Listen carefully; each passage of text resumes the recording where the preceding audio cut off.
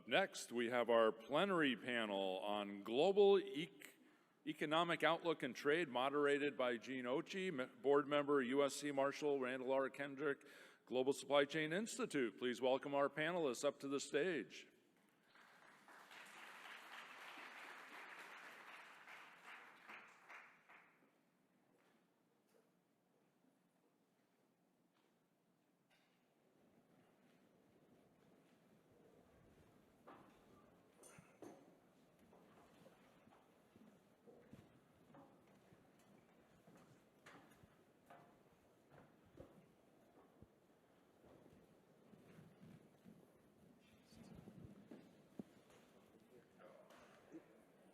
Good afternoon. I hope everybody's still awake after lunch, but we're going to do our best to try to keep you interested. One of the objectives of this panel is to kind of give some insight and framework around the economic conditions that we have out there.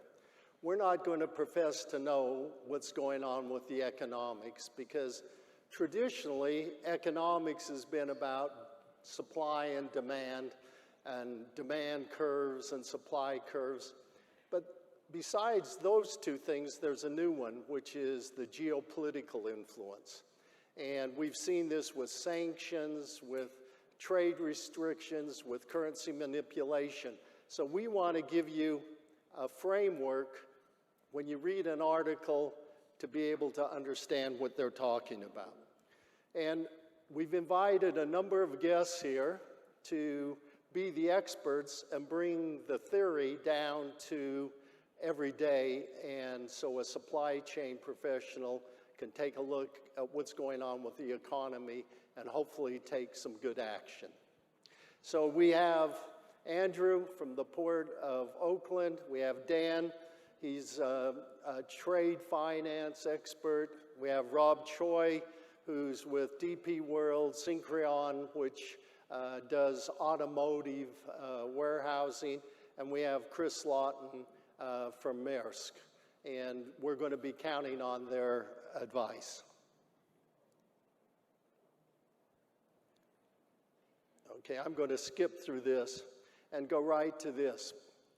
So we're going to be concentrating on a context for interpreting the global situation, why the supply chain leaders face a VUCA world, what for potential scenarios do supply chain leaders need to face, and provide some supply chain input from our panelists, and then examine some of the supply chain leaders' mandates. So let's begin first with the relationship between global trade and GDP. So this is a slide we actually showed from last year. But global GDP is made up of private consumption, what we do, it's business expenditures, it's government spending, and then trade down there, which is the net exports. Take your net exports, subtract out your imports, and that's your net exports. So you can see there's 4 elements to global GDP, trade being very large, and you'll see worldwide it's the largest. So why is global trade more important to some countries? Let's begin here. You saw global trade rising till about 2008, and since 2008 it's been falling. And you can see it peaked in 2008 at 60% of the global GDP consisted of trade. So it's a very important part of global GDP. And you can see some of the various countries. We tried to put the G7 up there and how important trade is to them. And you can see Germany way up at the top, somewhere in the 80s. That means 80% of their GDP is based on trade. Whereas you look at the US down here, we're somewhere low 20%. So what does that mean if you are somebody, an economist or a politician? You're trying to preserve your trade more than anything if you're Germany, and maybe the US. And if you look at China up there, they're down around the 30s, mid-30s now. part of the reason trade sanctions don't work as well for them is they've developed a domestic market. And so when you start looking at the dynamics around this, you begin to understand what's going on. And then you can see as of 2021, global trade had fallen to 52%. Here's the US at 23%, China at 35%, and Singapore at 338% of their GDP is global trade. So in other words, trade is their life. So what is the supply chain issues companies are facing? And so we look at all these up here, and I bet you as supply chain professionals have experienced every one of these, or at least 50% of them. Everything from high goods durable demand to the wrong inventory to fill that demand, to equipment availability, to things on the horizon like the economy and what we're going to do about that, potential labor issues on the West Coast, but a lot of different issues. So what are the three causes of inflation and how they are impacting the supply chain? So the first one up here, and I wish we had the motion in here because I build these in pieces so you can follow it a little bit better. But the first one is demand pull inflation, where price and quantity increases. So if you had went to business school at SC, they do a good job of teaching this. Here's the supply curve, here's the demand curve. So where supply and demand met at one point, Q point, here's your quantity, here's your price. But as demand increases, what happens? The quantity increases, this is traditional now, and your price goes up. So price and quantity go tandem. But what's happened over here is the supply cost push inflation, which most people say we're in right now.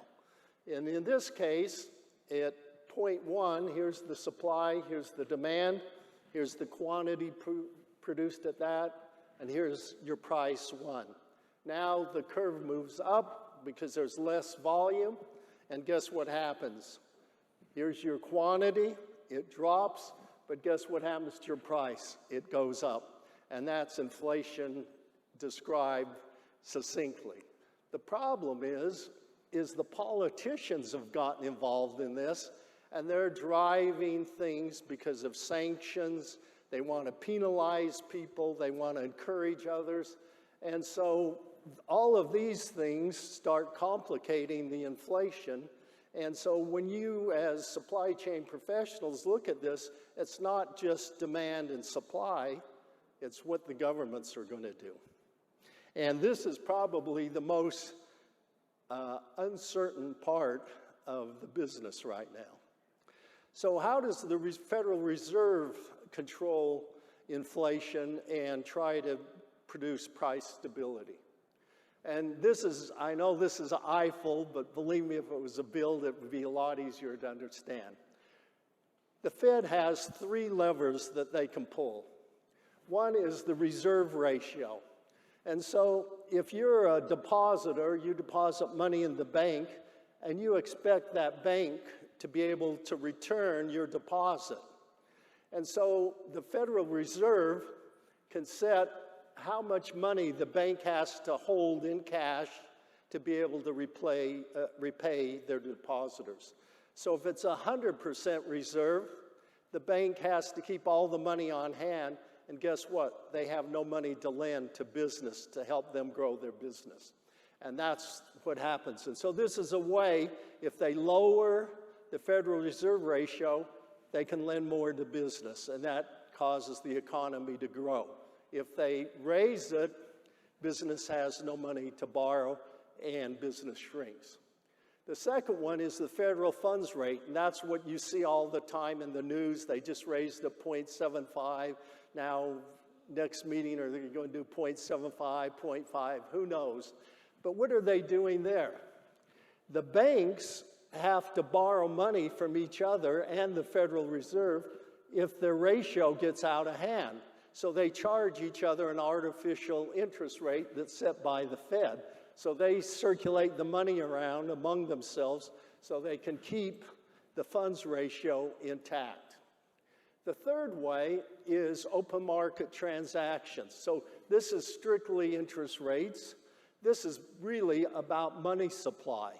So if the government sells bonds, the interest rates rise and the money supply falls. And if somebody wants it, we have a slide that kind of explains this in steps. The same thing with bonds, interest rates fall and money and supply grows. So those are the way the Fed controls money supply, they control interest rates, and they control the amount of lending that business can lend out. And I hope this gives you some structure to start reading and understanding when you look at the newspaper and media of what's going on. So what's the complication for the Fed right now? Traditionally, the Fed raises rates to control inflation in a weak market, or rather, that's what's happening right now. The Fed raises rates in a strong growth economy, and they are trying to cool it. But now we have a weak market, and they're raising rates, why some people believe we're going to have a hard recessionary fall. Okay, so this is another eyeful, and I apologize, but again, this is why the Fed was created. And if you think about capitalism, it's based on consumers deferring and saving something. They, in turn, deposit it in the bank. And then this becomes their savings. But guess what? That allows the banks to be able to lend out to business. And guess what? The economy grows. And that's really the basis, almost in simple terms, of capitalism. Inflation, on the other side, and the reason they created the Fed, is they see this as a terrible thing, because guess what happens in inflation? It's the opposite. People lose faith in the currency. They start consuming rather than saving. Guess what? The banks have no money to lend out. Business activity slows, and the economy shrinks. So I know these are kind of complicated charts, but when hopefully we kind of go through them, they're not so complicated, and you begin to see the relationship of what's going on in the economy. So what are other countries doing to control their economies? So there's three levers here. There's change the interest rate, there's limit key commodities and imports, and there's trade negotiation. And those three levers control trade, the economy, whether it's going to grow or shrink, the geopolitical balance of power, and the currencies. And like I say, this geopolitical situation has become critical, and one of the reasons we don't know where, or nobody that I know is sure where the economy is going. But you can see how these different things, for example, if the interest rate goes up, it attracts capital, it strengthens the currency, encourages buying of imports, weakens export, slows growth. But you can go through these things and kind of see very quickly how these levers affect the economy. So let me give you a specific example here. If a country devalues their currency, exports are going to grow because their product's cheap. Imports are going to fall because they're going to have to pay a lot more for the imports. This decreases interest rates to encourage growth. It increases inflation, decreases cost, and encourages country growth. Now, the U.S. has been in a strange situation where their currency's been going up. But let me just show you kind of what's been happening with these other countries. What does this tell you?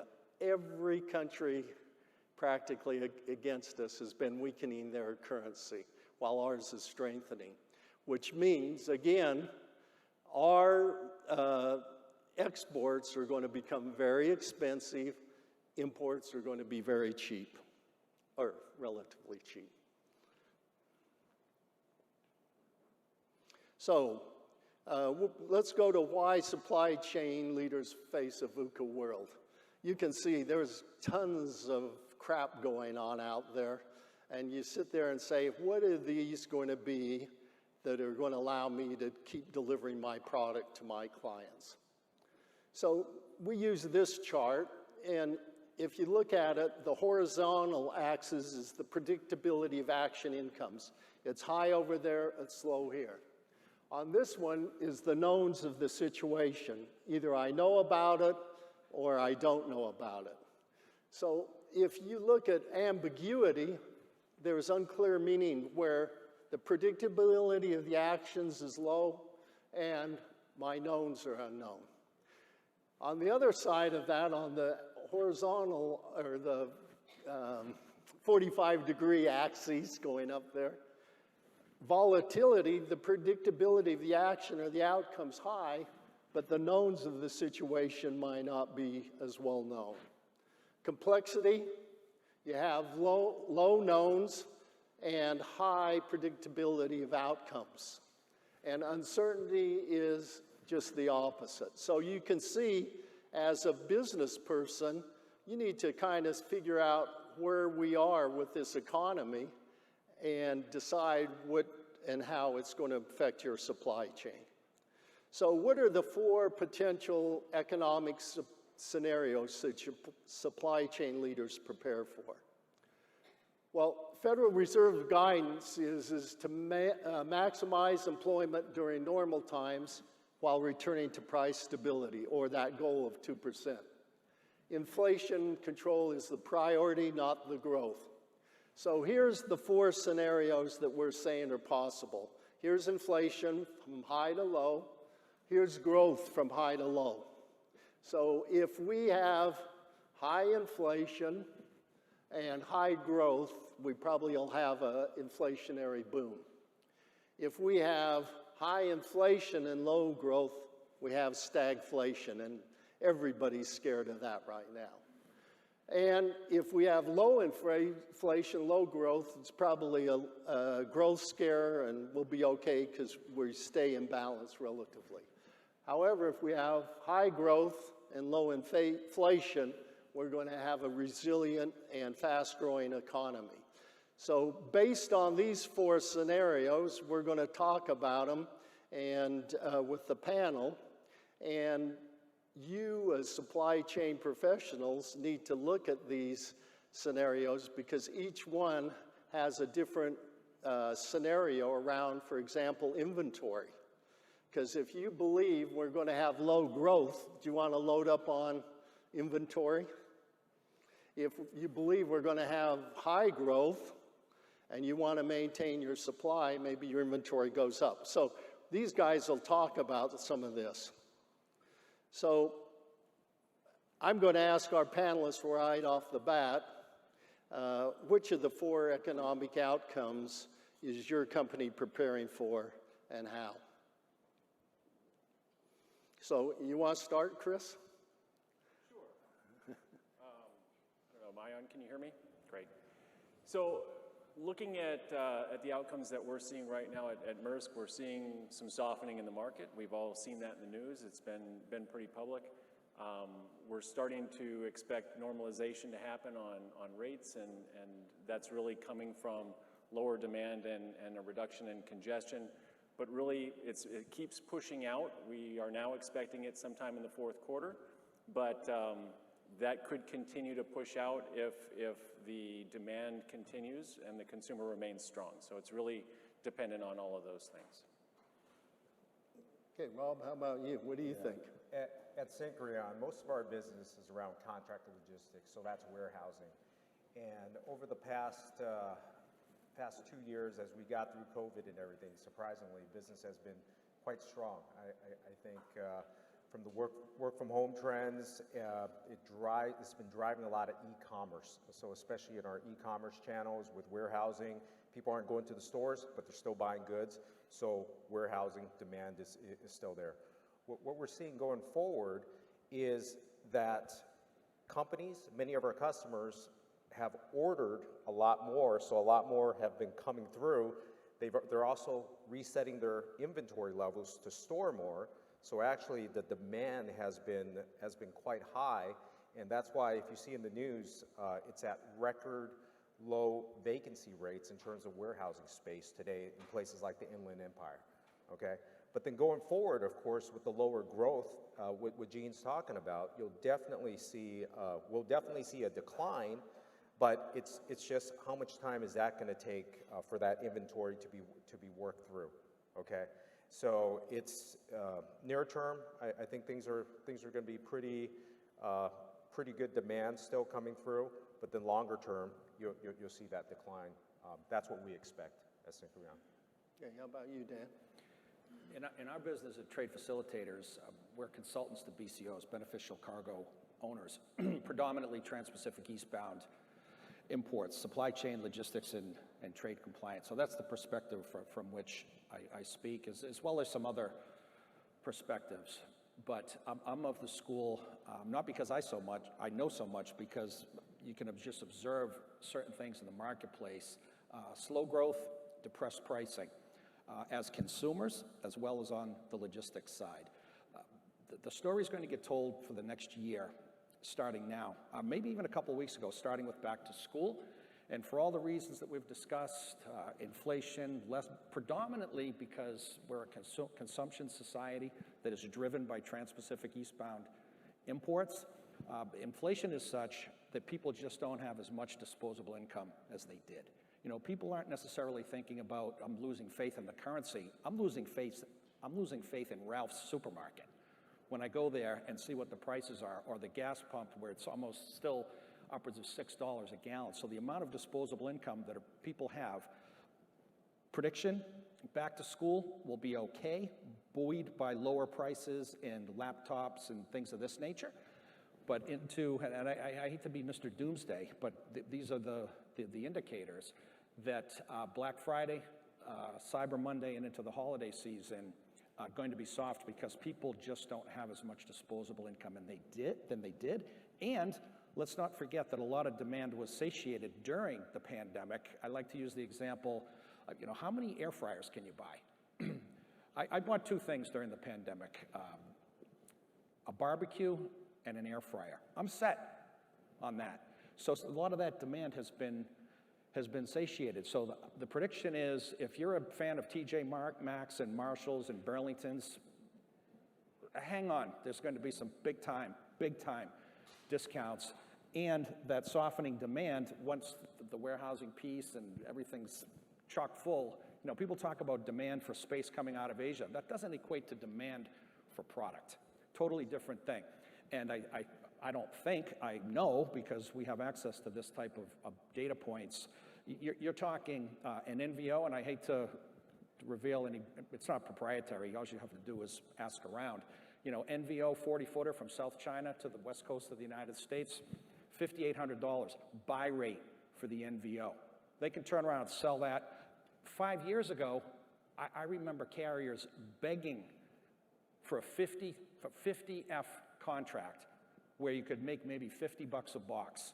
It's never going to get back to $1,500 an FEU or what have you, but settle in. Long-term forward, $5,000, $6,000. Why do I say that? And I'll finish up here.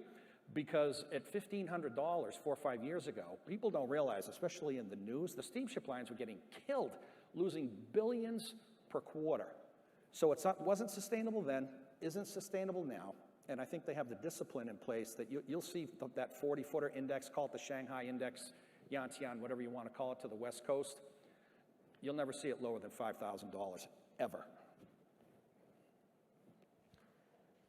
Hi, everybody. So from a port perspective, I look at the numbers, import and export. We have absolutely seen a big shift. Oakland has traditionally been what we call a 50-50 port. We're fairly balanced. For every import that comes in, there's a corresponding export that goes out. Due to vessel deployments, I think due to market demands, that shift has gone to about 57 to 43 imports to exports. As I look at the key question, I'm going to answer it first and then say why. I think we're going to have a soft landing. Demand is there. It's still there. When I read, they're saying consumers still have about 6 to 8 months of buying power still left to go.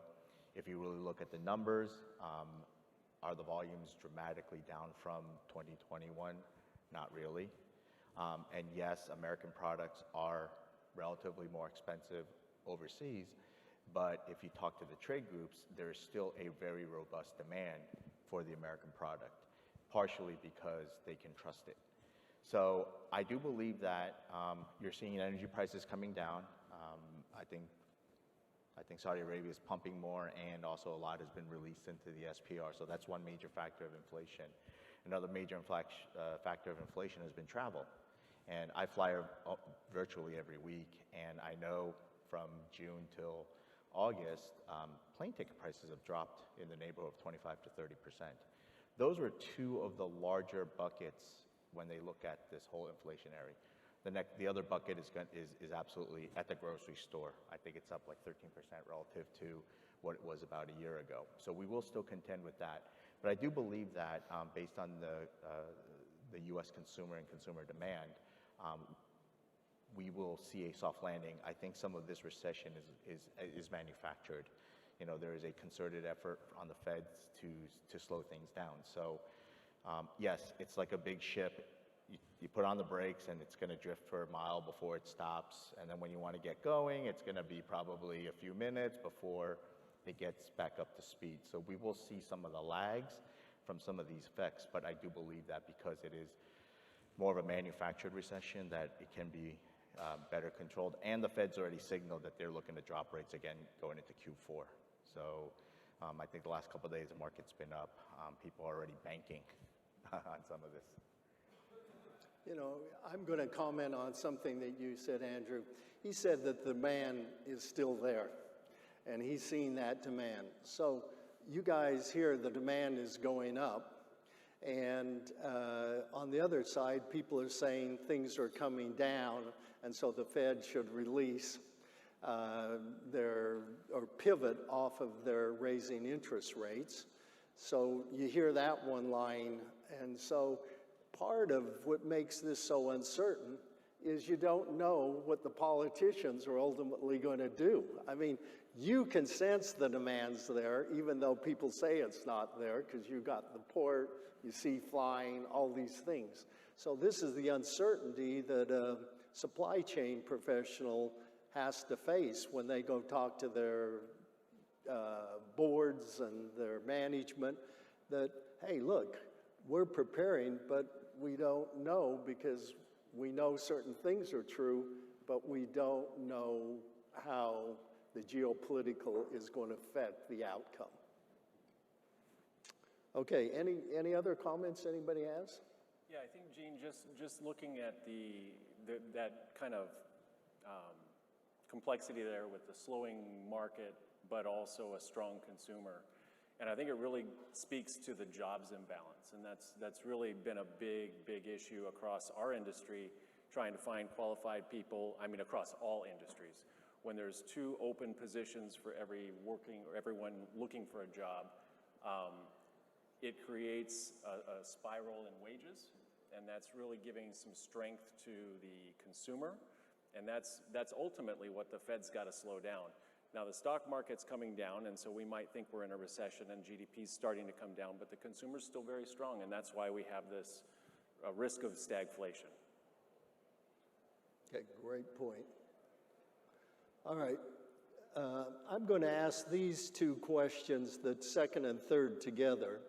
So if this is the VUCA world that the supply chain professional is looking at, what are some of the key things that you think are really important factors for them, or other factors that you think they should be looking at?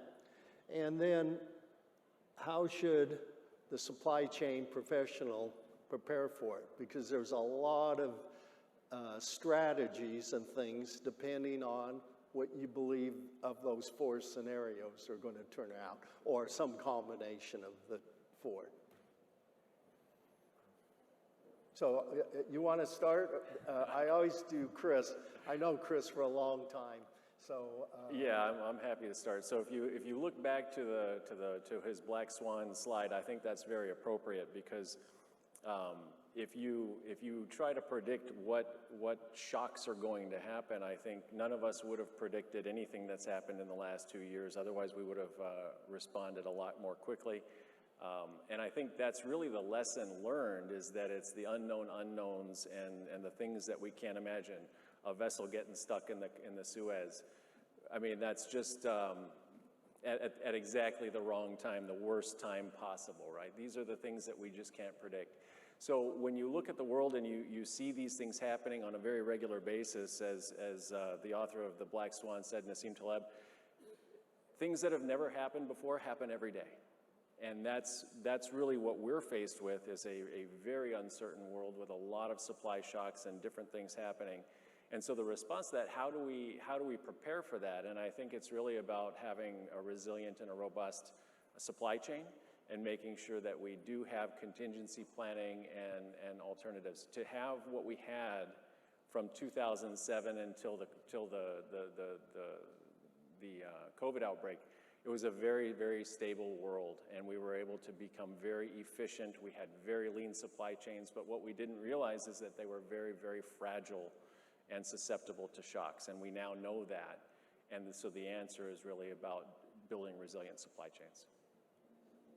Yeah, no, I totally agree with what Chris is talking about in terms of resilient supply chains, because if you look at the Black Swan events that Gene had in the other slide, I mean, it just seems like there's more and more of these coming up, whether it's viruses, real, or cyber, right? I mean, we hear about cyber attacks at companies, bringing down companies where they can't make bookings, they can't invoice, and that disrupts the entire chain. And when we talk to our customers about building resiliency, a lot of those discussions are really around, you might be working with one partner in the future. Now you got to look at dual sourcing, right? It's not just about the lowest cost. It's not just about lean, but you got to look at dual sourcing just to have that contingency. You got to look at building in more inventory in your supply chain as well. It's not about, the lowest inventory, but having some extra inventory just in case these things come up. So, yeah, I mean, there's no silver bullet to this stuff, but one of the things I know, Gene used to preach about is control the things you can control, right? Because there's so much going on in the world, you can get distracted by a ton of things, but focus on the things that you do control.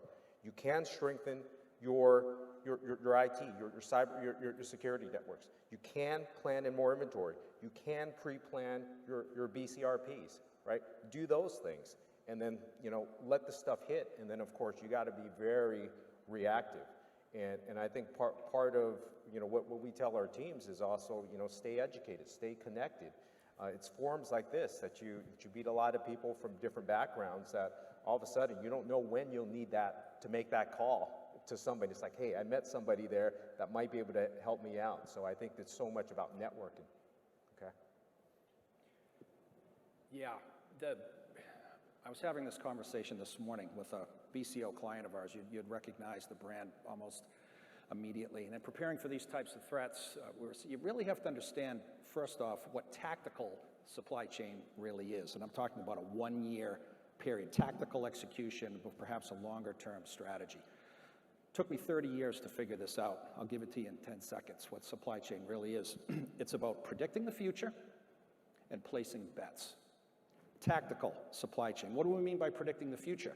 Everybody has to do a forecast for the sale of their products, whether they're evergreen, basics in the fashion business, or a couple hundred, even thousands of new product introductions throughout the year. The placing of the bets is about budgets and how much are we going to invest in inventory, for example. How much are we going to put behind this new product introduction? So whenever you talk about predicting the future and placing the bets, uncertainty is inherent to that exercise. From a pure product perspective, and all of these other factors are huge, the labor piece, the volatility piece, disruption piece are all quite important. But at that product level, the best advice that we give to people, especially importers, that Trans-Pacific eastbound that we're so focused on, sales and operations planning.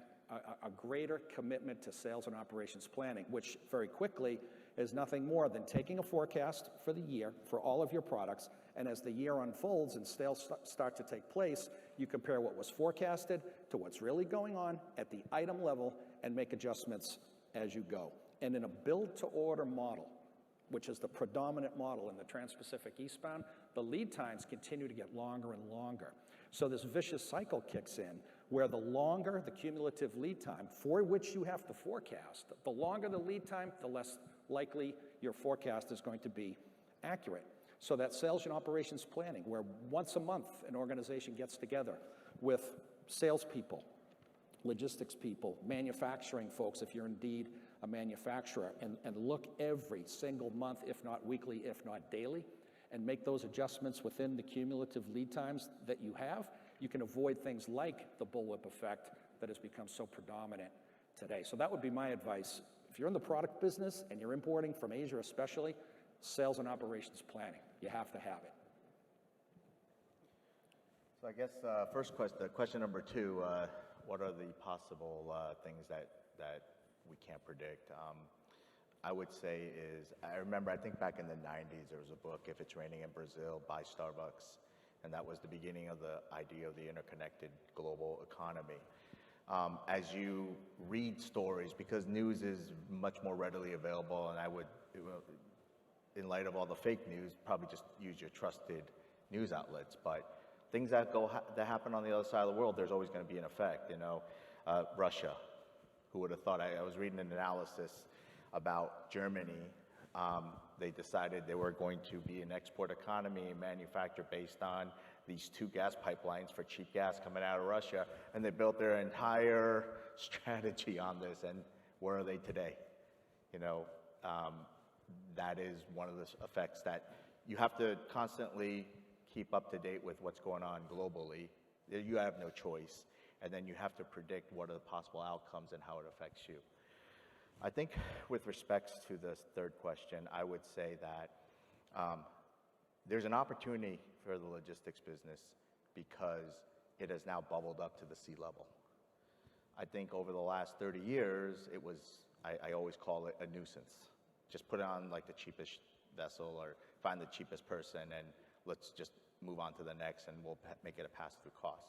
Depending on your product, if it represents a large portion of your product value, yes, you're going to be a little bit more careful with pricing. But with many higher value goods, actually the cost of transportation is really not a big deal. The ability to get it to your customer to actualize the sales number, that's actually more important. So I think that I would say is that constant quest to cut 10% every year should no longer happen. I mean, paying a little bit more because I joke, and I sold ocean carrier services for 20 plus years. Transportation salespeople are people also. They have emotions, they care, right? And the fact I say this is, every company who has absolutely thrived in the last 2 years has had great relationships with their transportation vendors. They have had very robust transportation programs. If it was, oh, just give it to whoever and just get it over here whenever, but just make sure it's the cheapest. Those are the ones that got pushed out to the spot market. Whether it's a large shipper or a small shipper, I can tell you countless stories of small shippers shipping 100 containers a year. Up until probably October, November, we're still paying $3,000, whatever they signed at last year on Trans-Pacific eastbound, because the carrier's saying, you know what, you've been loyal 10, 15 years, I'll make my money on other people, but thank you for your loyalty, and if I don't have to raise your price, I'll hold off, right? There are always those pet accounts at every transportation and logistics provider around the world.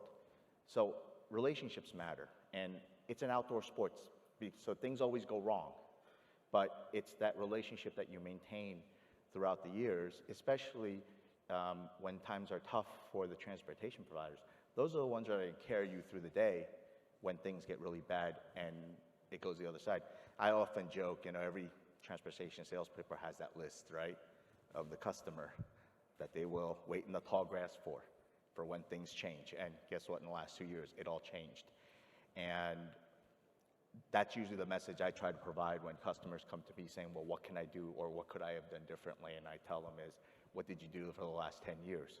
because how you're getting treated today is absolutely how you treated your vendors for the last 10 years. So I'll leave with that. Okay, I just want to add something back on these 4 scenarios that we're talking about. If your management came to you and said, what are we doing with our supply chain? And you say, I don't know. What do you think their response is? Get rid of you and we'll find somebody that does know something. But one of the reasons you want to create a model of 4 scenarios is you can say, I don't know, but here's the 4 scenarios, and here's what's likely to happen in each scenario. So whether if you believe there could be a stagnation or maybe a growth scare or something, maybe you want to have good vendor relations. Maybe you don't want to pay the cheapest rate. If you believe we're going to go backwards to the way it was pre-pandemic and we're going to have this inflation boom and all these things, maybe then you think, oh, we're going to have the lowest cost negotiation with our vendors and we're going to do these things. But as a manager, I know if somebody came to me and said, I don't know, I would be absolutely flabbergasted unless they laid out some scenarios. And you can say, I don't know which scenario is going to be, but this is how we're going to prepare for it. So that's why it's so important to kind of create mental models and scenarios as supply chain professionals so you can look at all the options and why you're taking these steps that are potentially possible, and you have a justification for doing it. And you also, as new information comes in, and you go, oh my God, it's not stagflation, it's an inflationary boom. Now I need to make these changes and jump. And I think that's what you were talking about, resilience, and Rob was talking about resilience, is that ability to be nimble on your feet as new, I shouldn't say it, crap comes at you, but I'm retired, so I can say what I want to say. But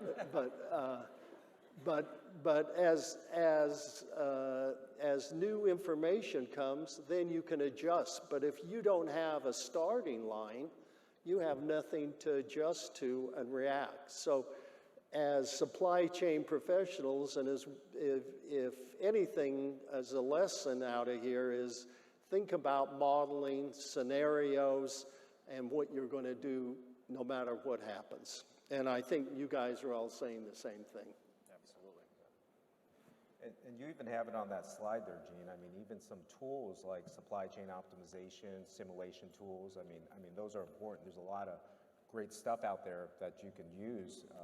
You can always put together a 2x2 or put together a mental model, but there's tools that help you to model and come up with different scenarios and work through those. That'll help, right?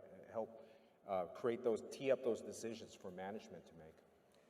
And just to reiterate Andy's point, I think that was really spot on, and having relationships and having partners and being able to work with your providers and make things happen. Without those relationships, nothing happens. And I think that was a very insightful and probably the best advice you could get. I'm going to lay out something a little bit off to the side again. If you got, there's this, everybody's trying to market and grow their company, especially if you're a 3PL, 4PL, whatever you are. And one of the things that people say is you don't just go with your product and try to sell. You need to create some value for your client. So why not take your modeling and scenario planning and take it to them and help them get insight in a way that they hadn't thought about their supply chain? Now you're creating value and differentiating yourself from your competitors. So all of these things kind of tie not only operationally, but marketing and growth as a strategy for your company. Sorry, is this going on? Okay. It wasn't me. I was looking at you, Chris.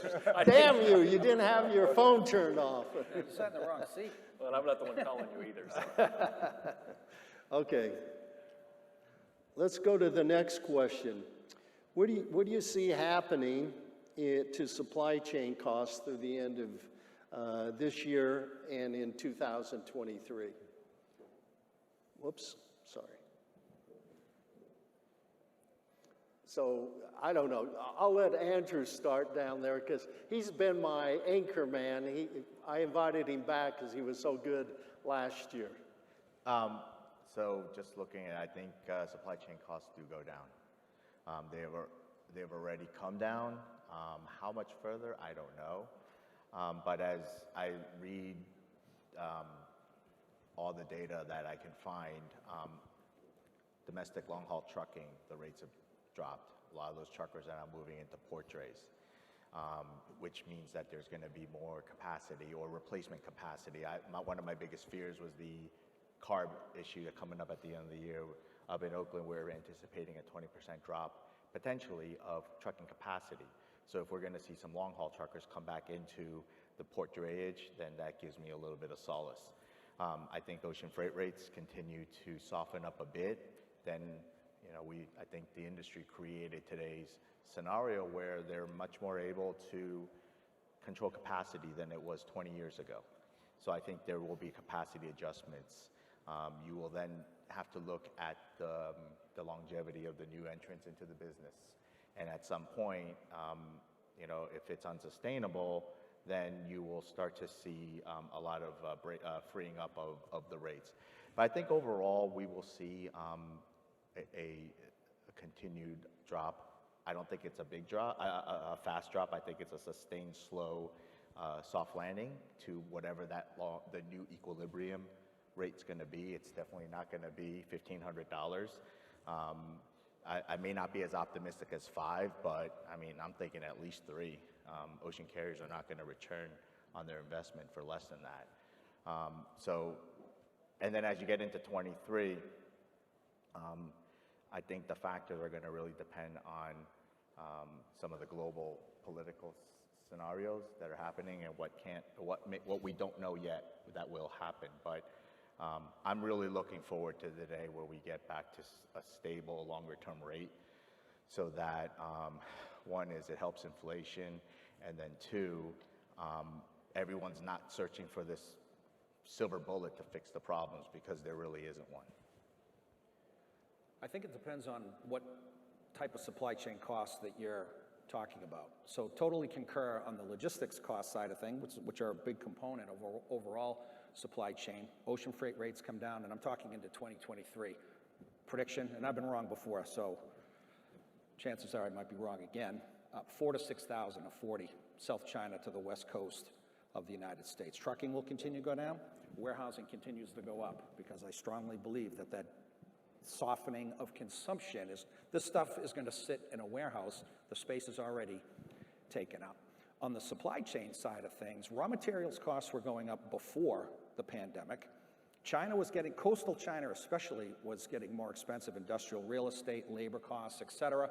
Throw in the Section 301 tariffs, made it even more expensive. Even as people bail on China and go to Vietnam and Malaysia and Mexico, et cetera, that's becoming more expensive as well. So think about product cost on the supply chain side, raw materials, finished goods, et cetera. I think it's going to continue to be high, maybe even higher.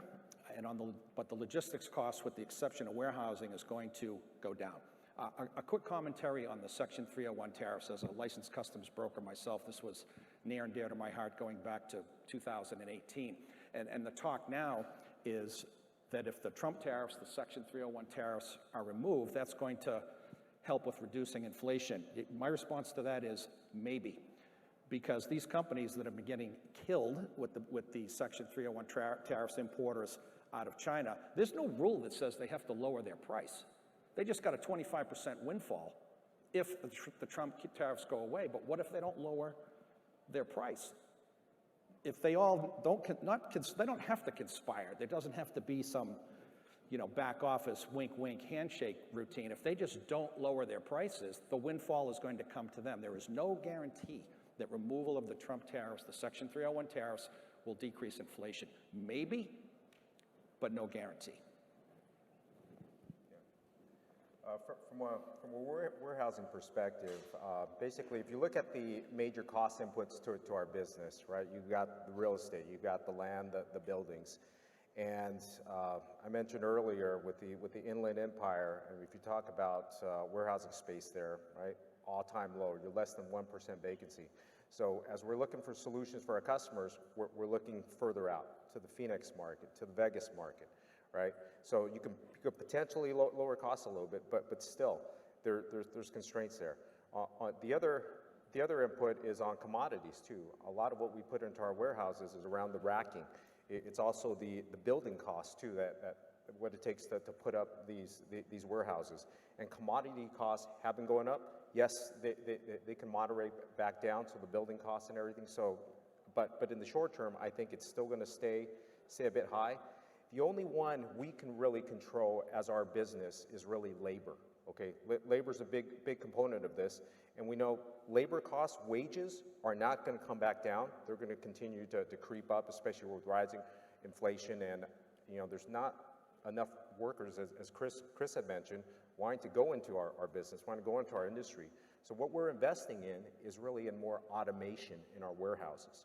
Okay, so that's really going to be the trend to try to offset the dependency on labor, and it's not just automation in terms of warehouse robotics that you see, but it's also automation in terms of what you find inside our offices too. There's tools now that there's robotic process automation tools, there's visibility tools, there's reporting tools that minimize the amount of labor. There's labor management tools too that allow you to control your labor and operate more efficiently. So I think that's got to be a trend that companies in our space are all looking at. So the warehouses in the future are not going to be the warehouses that you see today, where you walk in and there's a lot of people working in the warehouses. In the future, it's going to be different. Yeah, I agree with you, Rob. I think labor is a major component, and it's going to take a while to get to a high level of automation. Absolutely. I think we're going to be well into the next cycle before any of that plays out. So if we're looking at the short to medium term, we're really looking at a high labor market. We're looking at real estate that's spiked, and a lot of the rents are increasing. The vacancy rate in LA is less than 1% for warehousing space. The rates are skyrocketing. Those are going to translate into warehouse fees and all the costs that all of us have to pay in this industry. Trucks aren't getting any cheaper. Fuel is a major component of supply chain cost, and that's volatile at best. I mean, it's been very high. Hopefully it comes down a little bit, but I think we're going to have to see some resolution in Russia before that's going to be back to a normal level. And again, labor is not going to come down unless we really cool the economy and kill jobs, and that's kind of leaning toward that hard landing scenario. So it's a real tough short-term market. Freight rates will come down a little bit. We expect that. We expect some softening. But again, I don't think we're headed back to where we were. The fundamental underlying costs have gone up so much that we're going to be at a higher level going forward. And it's just going to be a matter of time until we can work through some of these issues. But again, labor, just go to the raw components as Rob was doing, labor, land, equipment, fuel, and they're all high. Yeah, it's interesting how if you look at your cost structure and which ones you believe are going to be the highest impact ones, you better be looking at strategies to minimize those high cost things. One thing that we kind of discussed briefly when we were preparing is the theory of constraints. And I don't know if that plays into also planning and looking at where you're going to invest your supply chain money in the future. You want to comment on that, Chris? Explain to them what the theory of constraints is and everything. Well, I would give you a great example. I mean, when we talk about constraints, as I said, I ran the numbers for Port of LA and Long Beach and the loaded import containers, and it was a peak in 2007, and it didn't recover to that level again following the financial crisis until 2017. So we had a very long period where we were below capacity. We then had the spike of whatever it was, 20% volume increase with COVID, we exceeded our capacity, which means there was a constraint there. And you can, you know, it doesn't matter where it happened. It doesn't matter whether it was the terminal or the rail or the truck or the warehouse, because no matter where the bottleneck was, if you released it, the next stage would have been the next bottleneck, because no part of our supply chain was robust enough to handle that kind of volume. And so there was a constraint there, a physical constraint for the ability for us to bring in that much cargo.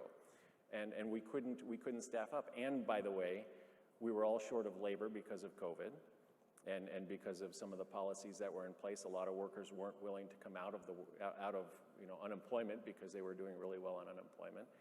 So there was a physical constraint, there was a labor constraint, and we have to think about those things in terms of our supply chains and how really we plan for goods to move.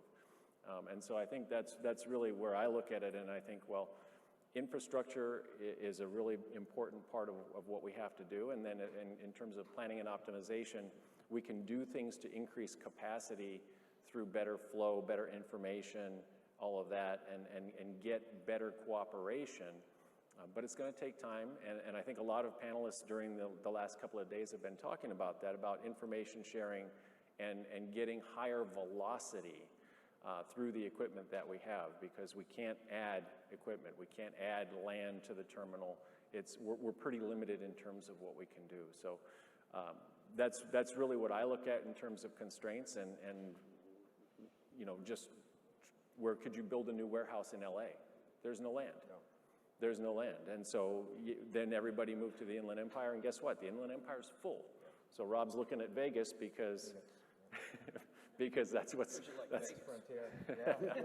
Rob's got his personal reasons for Vegas, but yeah, that's the constraints that we're talking about, and we're really bumping up against it, and we hit it rather quickly because we went from 0 to 60 instantaneously, and we broke everything, and we're dealing with that now. And, you know, earlier we had a panel on entrepreneurship, and Manish, who was the panel chair, asked, what do you see for opportunities in the supply chain? Well, whenever you hear about a theory of constraints and a problem that people are facing, the what if question is, what if you could build a warehouse in LA? How can I do that? Not the constraint itself. So part of finding the opportunities in the supply chain for improvement are figuring out the theory of constraints, figuring out the big the big drivers of cost, and how could you apply something to that to create value for somebody else. Okay.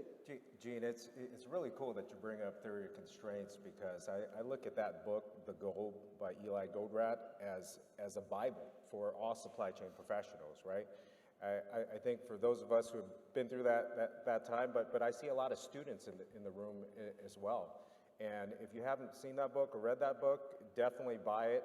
And it's a great read, right? Because it's not all technical. It's not all of it, you know, he conveys a story, but he also talks about his personal life too. And I still remember the story of Herbie, drum buffalo, you know, going, so he's learning lessons, he's applying it. It's just a really, really cool book. I'm surprised they haven't made a movie out of this, because I think it would be quite cool, the lessons that it teaches you.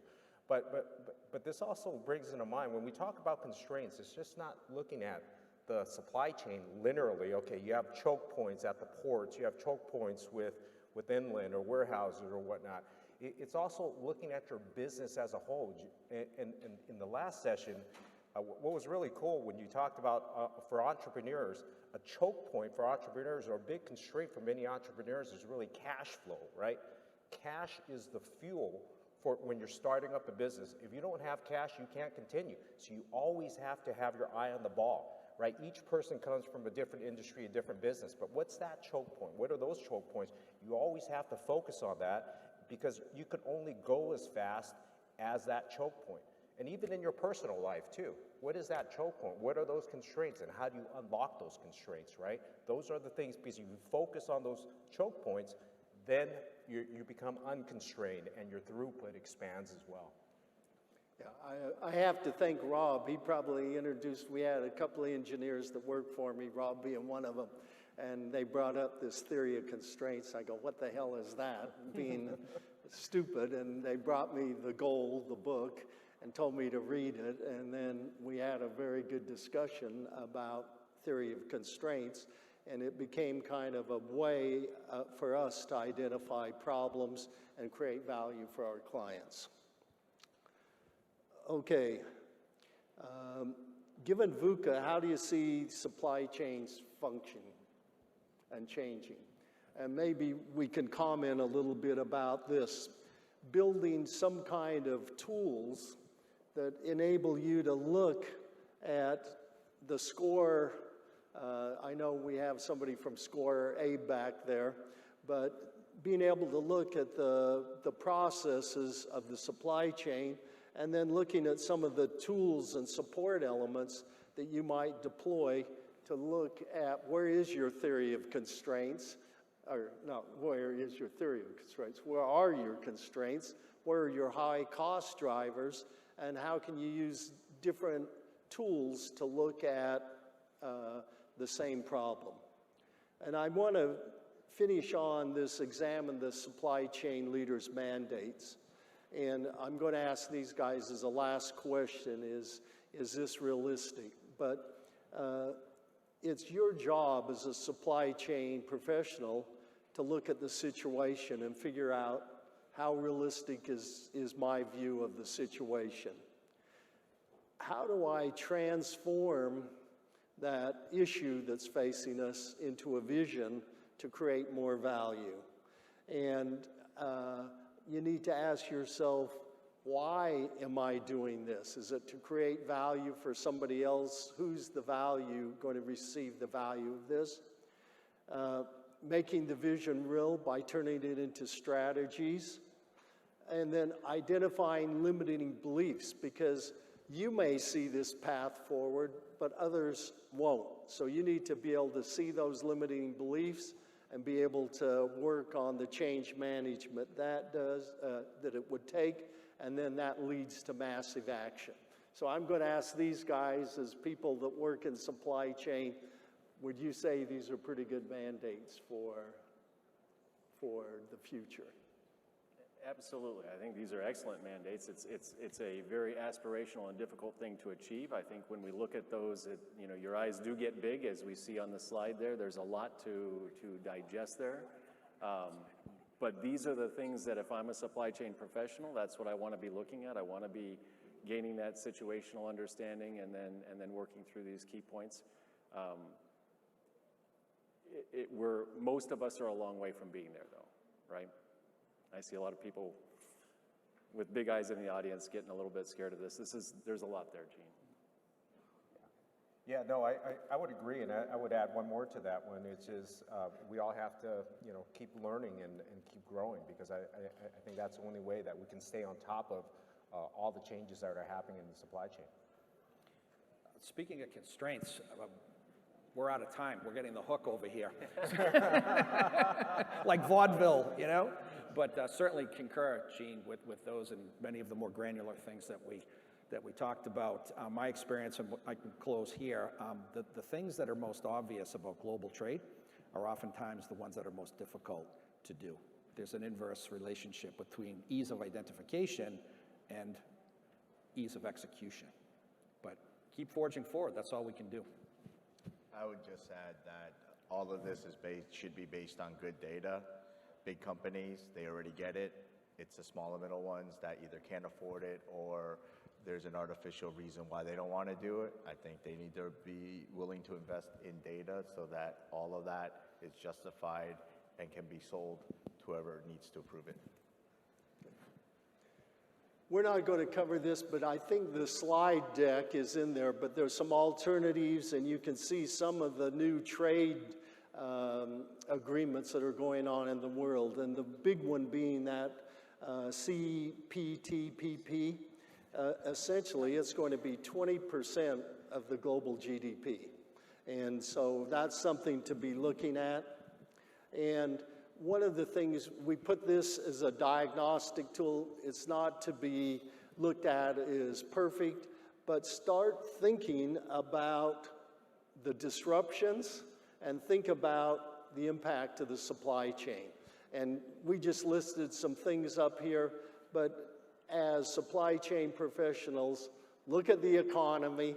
Don't try to swim against the current. If you can swim with the current, you'll be much more successful. So thank you very much.